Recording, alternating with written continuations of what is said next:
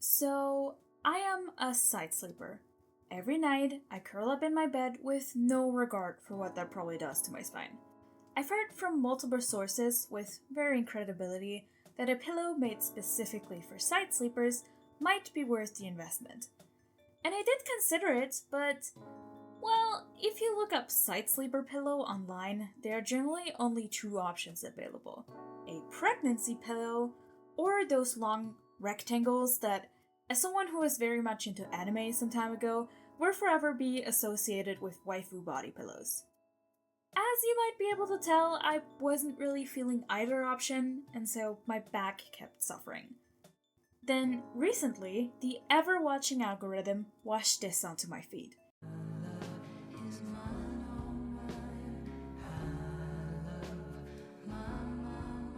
A giant pillow shaped like a crescent moon, advertised as a pillow perfectly fit for a side sleeper.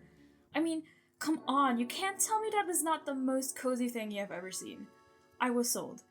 Until, well, I saw the price. I don't really have the money to afford that right now. So, once again, no special side sleeping pillow for me. But you likely read the title, so you know where this is going. You see, at that time, I was about to move in the next couple of months, and I had decided to get a head start on decluttering my stuff. And hidden under my bed, I found a treasure.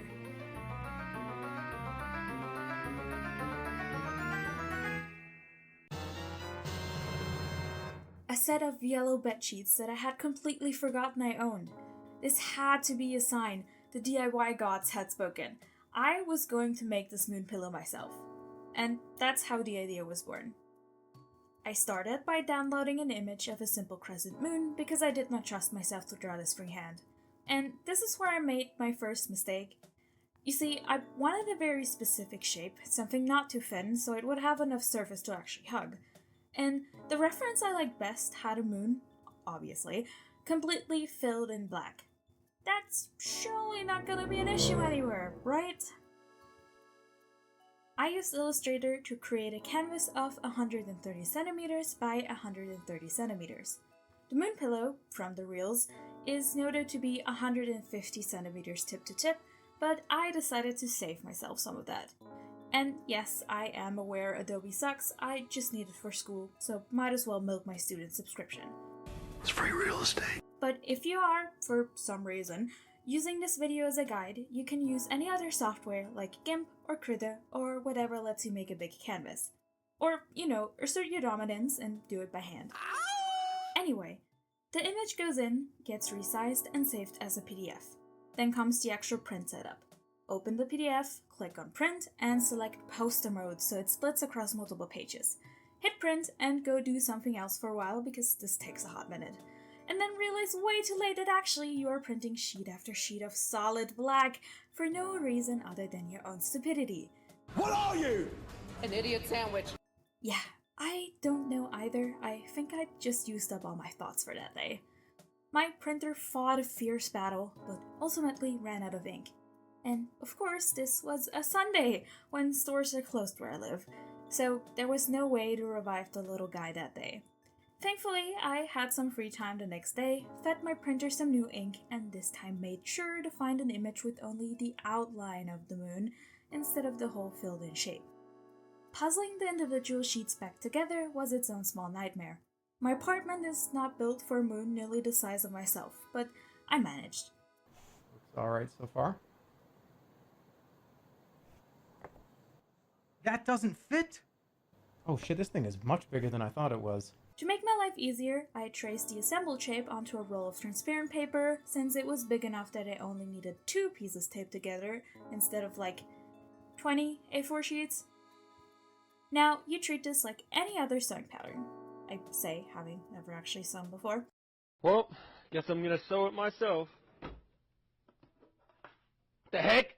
Fabric pieces went down with the nice sides facing each other, one solid yellow and one with a pattern. The paper pinned on top, and then I cut around it with some breathing room because I wasn't planning on reusing the pattern anyway, and you can just sew straight through the paper into the fabric and rip it off afterwards, which felt like the correct, if not most sustainable way to do it at this point. I'm tired of this, Grandpa. That's too damn bad! You keep digging! The sewing process was also an experience. I actually have a sewing machine that I got from my mom since she wasn't using it, but I also had not turned it on yet. And when I watched a tutorial on how to set it up, I had the terrible realization that I was missing some vital pieces. Hey, Cartman. Stop! It's all gone! They've taken it all! I frantically looked up shops where I might be able to buy replacements, but it was a Sunday again, so the project had to be delayed once more. And yes, this took me more than a week because, procrastination. Like, mate, stop procrastinating. Thankfully, my roommate returned from a visit home the next day, and after I shared my distress, she reminded me that she had been using the sewing machine, which I had completely forgotten, and the missing pieces were just in her room. So once again, the day is saved. I could finally sew the stand pillow together. It was a bit awkward considering how much fabric this was and how little a kitchen table is, but I think I actually did a reasonable job. At first, I thought I had gotten the tips and the curves all wrong, but when I cut off the excess fabric and turned the pillow inside out for the first time, I was literally so excited. Like, I made that, you guys, and it really wasn't that bad. I gotta tell you, it was perfect. Perfect. Everything, down to the last minute details. All that was left now was the stuffing. I got a bit of filling wool and also used a lot of the fabric scraps. I'll probably switch those out someday and buy some more actual filling because you can sort of feel the difference, although I might have been too lazy with cutting them up properly. But for now, I'm so happy with it. I kind of messed up the closing stitch, gave up on the invisible stitch entirely, and I also had to restitch a few sections later on, especially after the move, but hey, I think it's charming. Congratulations, isn't she charming? Now, is this moon actually improving my posture at night? I don't know. I still curl up the exact way I did before all this, just not around the crescent moon that I made myself. My spine's fate remains unclear. The pillow, though, not bad at all.